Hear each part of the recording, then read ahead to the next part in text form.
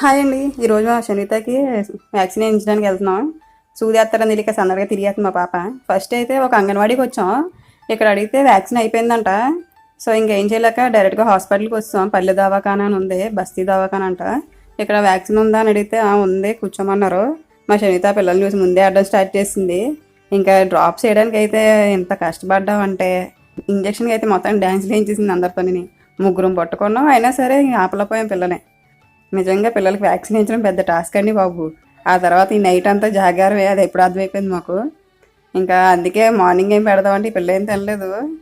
మరి ఏం తినలేదు అని అడిగితే ఓఆర్ఎస్ అని పెట్టండి అని చెప్పి అక్కడే పెట్టించాం ఓఆర్ఎస్ అదిని బయట కొనేసి. ఇంకా సూది ఎక్కడే రూపోద్దు అని భయం వేసింది అబ్బా. అంతలా ఇది కదిలిపోతే నాకు ఎంత భయం వేసిందో. నేను ఎప్పుడూ వేయించలేదు, మా అమ్మ వాళ్ళు వేయించారు, లేకపోతే మా ఆయన వేయించారు. ఇదే ఫస్ట్ టైం నేను పట్టుకోలేకపోయినా అసలు. నేను నెక్స్ట్ టైం అసలు కూర్చోకూడదని ఫిక్స్ అయిపోయాను అబ్బా. పాపం పిల్లని ఏడుపు చూస్తే నాకు ఏడుపు వస్తుంది.